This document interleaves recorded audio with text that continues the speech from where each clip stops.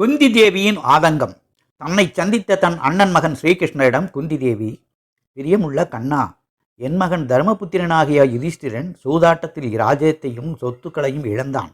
அதை பற்றி கூட நான் பெரிதாக கவலைப்படவில்லை. மிகச்சிறந்த நல்ல குணங்கள் நிறைந்த பேரழகியான என் மருமகள் திரௌபதி இந்திரபிரஸ்த அரண்மனையில் 1,00,000 பணிப்பெண்கள் பணிபுரிந்த போதும் எனக்கு வேண்டிய எல்லா பணிவீடுகளையும் பாரத தேசத்தின் சக்கரவர்த்தினியாக இருந்த பாஞ்சாலியாகிய திரௌபதி ஒரு மகளைப் போல அன்புடன் எனக்கு செய்தாள்.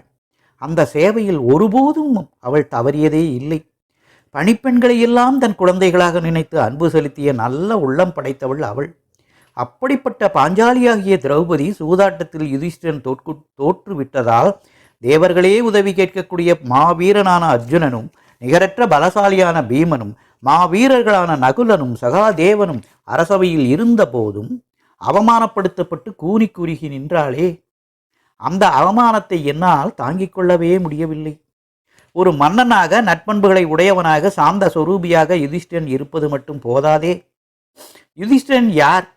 தன்னுடைய வீரத்தால் தர்ம பரிபாலனம் செய்து நாட்டை காப்பாற்றி மக்களின் நன்களையும் பேண வேண்டிய ஒரு மன்னன். அப்படிப்பட்டவன் அதர்மிகளிடம் தன் அதிகாரத்தை இழந்து நின்றால் வெறும் சாந்த குணத்துடன் இருப்பது பெருமை தருமா?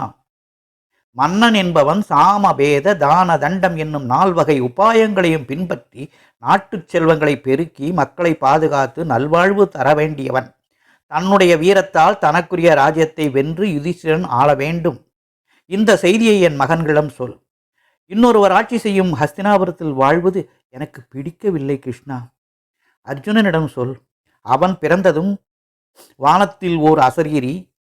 குந்தி தேவி, இந்த உன்மகன் தேவேந்திரனுக்கு சமமானவன். பீமனும் இவனும் சேர்ந்து உலகத்தையே வெற்றி கொள்வார்கள். கிருஷ்ணன் துணையுடன் போரில் கௌரவர்களை கொன்று இழந்த ராஜ்யத்தை திரும்ப பெறுவான் என்று கூறியது. கிருஷ்ணா, அசரீரி சொன்ன வார்த்தைகளை அர்ஜுனனிடம் சொல். ஓர் அரச குலத்து பெண் எதற்காக மகனை பெறுகிறாளோ அந்த நேரம் இப்பொழுது வந்துவிட்டது என்று பீமனிடம் கூறு.